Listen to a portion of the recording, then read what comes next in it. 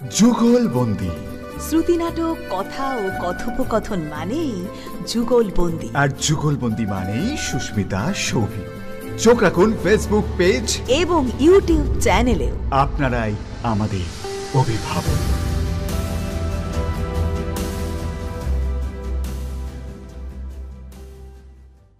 যুগলবন্দির আজকের নাটক ঘুণ পোকা।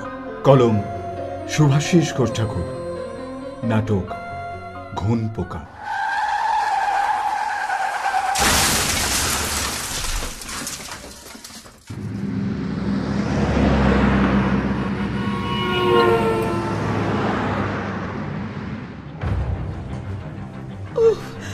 কত রক্ত! একজন ডাক্তারকে খবর দিন এক্ষুনি। কে আছেন? ও ডক্টর বোস, শিগগিরই বলুন তাকে। রক্তে ভেসে যাচ্ছে। কোথায় তিনি? এই যে আপনি ডক্টর বোস, শিগগিরই একটা কিছু করুন। কি তুমি? সুধাংশু, এক্ষুনি একটা ব্যবস্থা করো। হাইওয়েতে রোড অ্যাক্সিডেন্ট। এতটা রাস্তা এই পর্যন্ত আনার সময় কত ব্লিডিং। যা হোক একটা শিগগিরই করো, নয়তো বাঁচানো যাবে না। আমি যে কি করি। নার্স, ওটি রেডি করতে বলুন, দেরি করবেন না। ইমিডিয়েট। এরা কি? তুমি বসো আর অ্যাডমিশনের ফর্মালিটিগুলো করে নাও, আর বন্ড সাইনটা। সুধাংশু, ও বাঁচবে তো? কি রক্ত! হঠাৎ করে কি যে হয়ে গেল। ভেঙে পড়ো না, আমি তো দেখছি। যা ব্লাড লাগতে পারে আমি নেবার ব্যবস্থা করছি। ওকে নার্স, ওটি রেডি?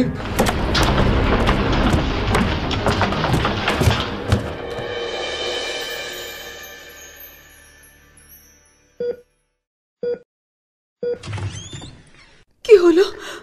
তোমার মুখে তো গম্ভীর কেন? সব ঠিক আছে তো?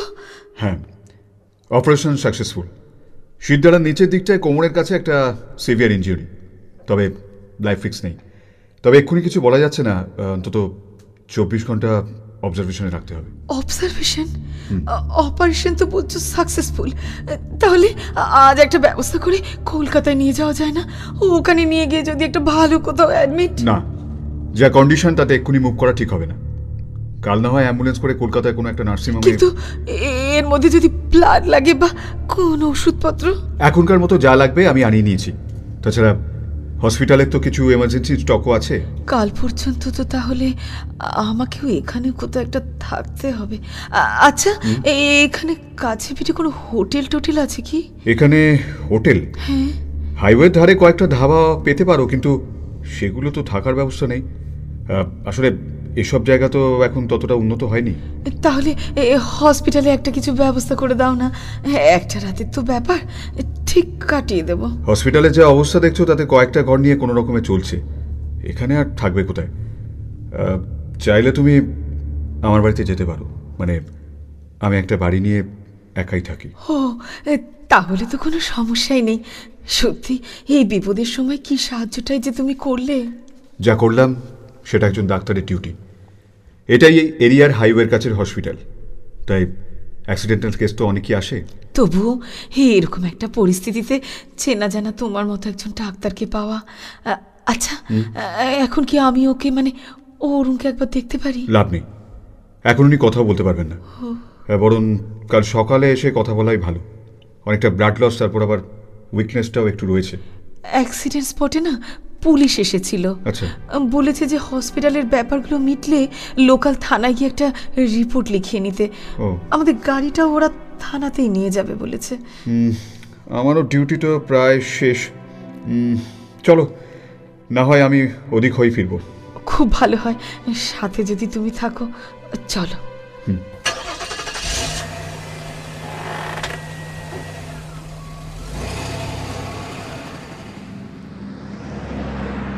কিভাবে হলো অ্যাক্সিডেন্টটা?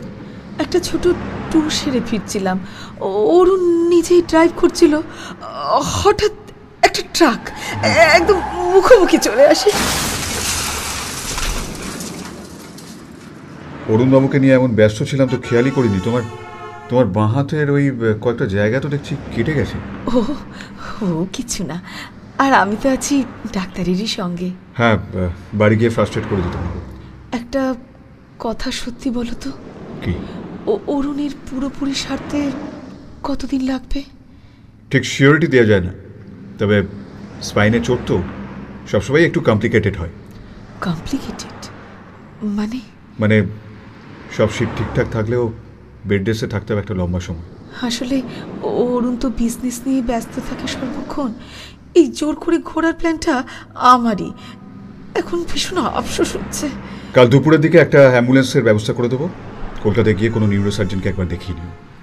আচ্ছা সুধাংশু, তুমি তুমি এত দূরে এখানে পড়ে আছো কেন? ভাগ্যিস আছি, তাই তো তোমার আইডিয়াল ম্যানের এমার্জেন্সি মেডিকেল সাপোর্টটা এত আর্জেন্টলি পেলে।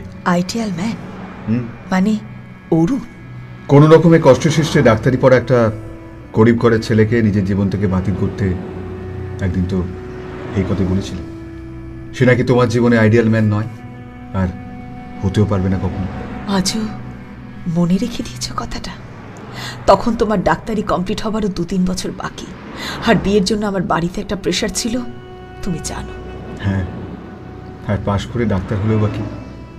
অভাবী পরিবারের অনেকগুলো মুখ যে তখন আশা নিয়ে আমার দিকেই তাকিয়ে। পারিনি, বিশ্বাস করো।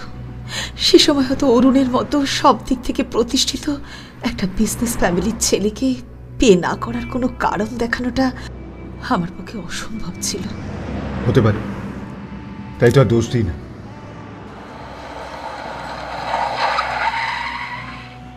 চলো, থানায় এসে গেছে, কথাবার্তাগুলো বলে নেওয়া যাবে। আমাকে এরা চেনেন, তাই কোনো অসুবিধা হবে না। চলো।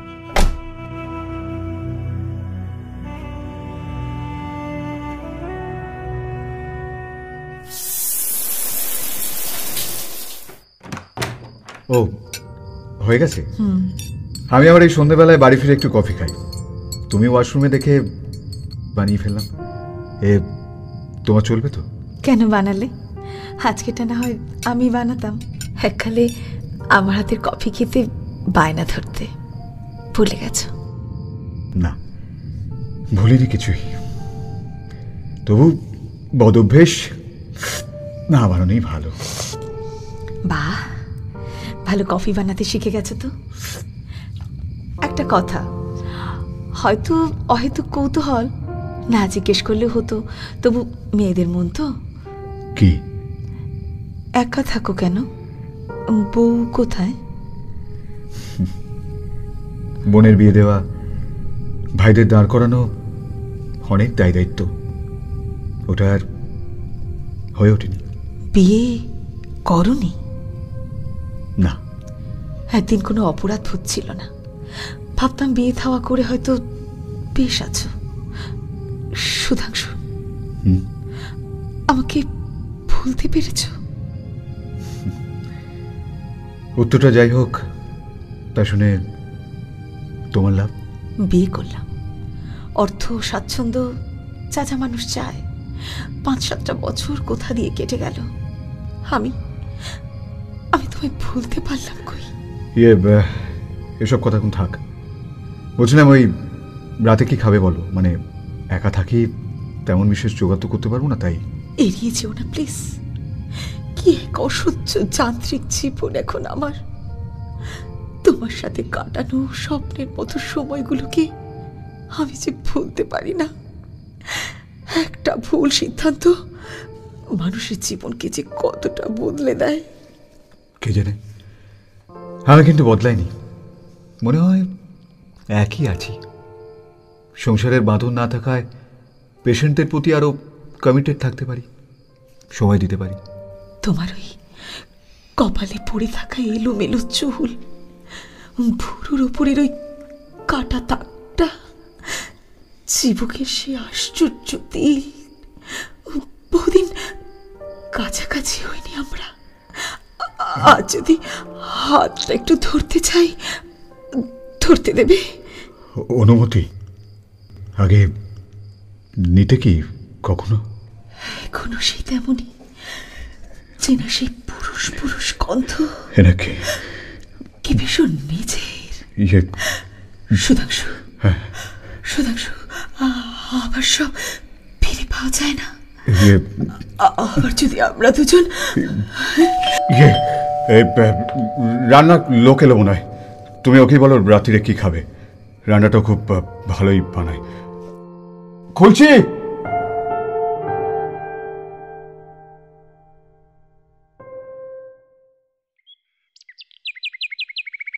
তাহলে চললাম। তুমি যতটা করলে কোনোদিন ভুলতে পারবো না। ডাক্তারদের কাজই তো এটা, যা করেছি তা আমার ডিউটিও বলতে পারো। আচ্ছা, এই তোমার রেফার করা লেটারটা দেখালেই কলকাতার যে কোনো নার্সিংহোম ভর্তি করে নেবে তো? মনে তো হয়। তাও যদি কোনো সমস্যা হয় তুমি ফোন করো। সে তো বটেই। চলি। ভালো থেকো, যোগাযোগ রেখো। তোমার সাথে কাটিয়ে যাওয়া সময়টুকু যেন বাস্তব নয়, কখনো ভুলবো না। আর ওই ওষুধটা যেটা বললাম যেন বাদ না পড়ে। এখন নিয়ম করে রোজ 3 বার। হার্টের যে অবস্থা দেখলাম বেশ উইক। আচ্ছা, এতদিন দেখানো হয়নি কেন? কি জানি, কোনো কথাই কি আর আমার গ্রাহ্য করে? একটা সত্যি কথা বলবে? কি? অরুণের লোয়ার পার্টটা পুরোপুরি প্যারালাইজড হয়ে গেল না তো? না মানে অরুণ কেন বলছে যে কোনো সার নেই? সেটা এখনই বলা ঠিক হবে না। হয়তো কমপ্লিট রেস্ট আর ওষুধ আর ফিজিওথেরাপিতে অনেকটাই স্বাভাবিক হয়ে যেতেও পারে। মানে না হতেও পারে, এই তো। আমি কি তাই বলেছি? যে অবস্থায় কাল অপারেশনটা করেছি তাতে প্রাণে যে বেঁচে গেছেন এটাই যথেষ্ট। যে অবস্থা, হার্ট ফেলের একটা চান্স ছিল। জানো, অপারেশন থিয়েটারের বাইরে বসে আমি অদ্ভুতভাবে একটা কথাই ভাবছিলাম। সত্যিটা বলবো? কি ভাবছিলাম, যে লোকটার জন্য তুমি আমায় তোমার জীবন থেকে হারিয়েছিলে, তোমার হাতে আজ সেই রাইফেল। পুরনো রাগ থেকে যদি তুমি... আমি একজন ডাক্তারে নাকি অপারেশন থিয়েটারে অপারেট করার সময় কোনো পার্সোনাল ইমোশন আমার কাজ করে না। অ্যাম্বুলেন্স রেডি, এবার রওনা হও, নাহলে পৌঁছতে অনেক দেরি হয়ে যাবে।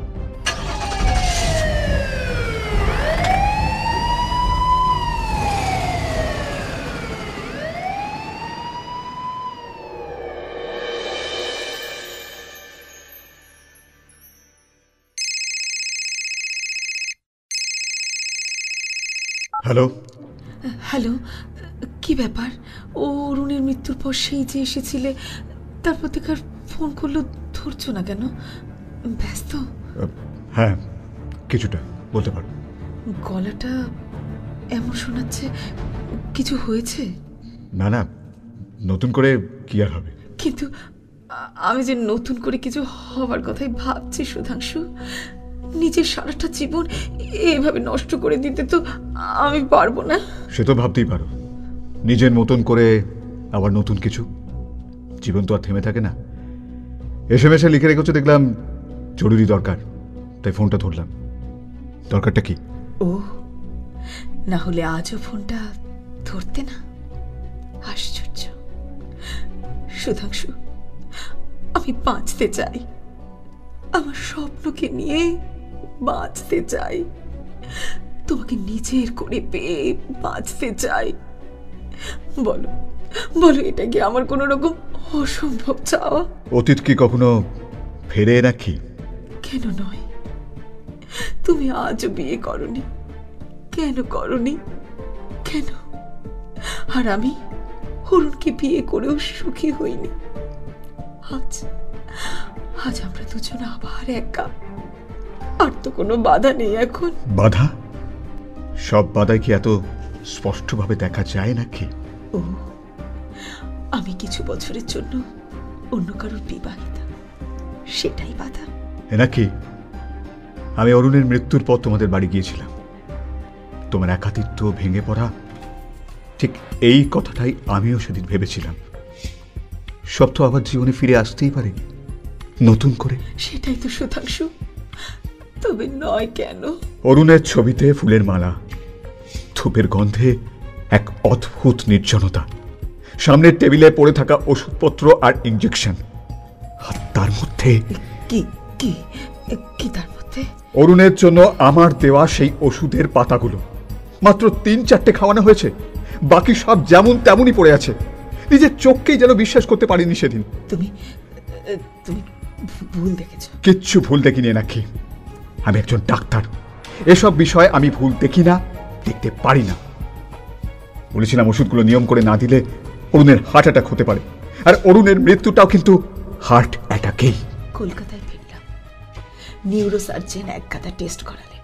চেন্নাই গেলাম, সব জায়গায় সে একই ভার্ডিক্ট, অরুণের বডির লোয়ার পার্টটা আর কখনো সচল হবে না, বিছানায় পড়ে থাকবে এভাবেই, আর আমি ওর পাশে পাশে শুধু একটা নার্সের মতন। তাই তাই বলে একটা মানুষের জীবনে রাখি? দোষটা তোমার সুধাংশু। আমার? অরুণের ওই অচল নিথর শরীরটার পাশে হয়তো কাটাতে পারতাম যদি যদি তোমার সাথে এই নতুন করে দেখা হওয়াটা না হতো। তুমি জানো নাকি? তুমি তুমি কি বলছো? জানি, যা করেছি তোমার জন্য করেছি, তোমার সাথে একসঙ্গে বাঁচবো বলে করেছি, হারানো তোমাকে ফিরে পাবার জন্য করেছি। সুধাংশু, সুধাংশু প্লিজ, আজ আমাকে আর ফিরিয়ে দিও না। আমি এখন রাখছি, হসপিটালে যেতে হবে। ওখানে পড়ে থাকা মুমূর্ষু রোগীরা আমার জন্য অপেক্ষা করে আছে। ওদের সাথে থাকতে থাকতেই আমি বুঝেছি নিজস্ব সুখটাই হয়তো সবচেয়ে বড় সুখ নয়। রাখলাম, আর কখনো ফোন করো না, হয়তো তুলব না। বাই। না।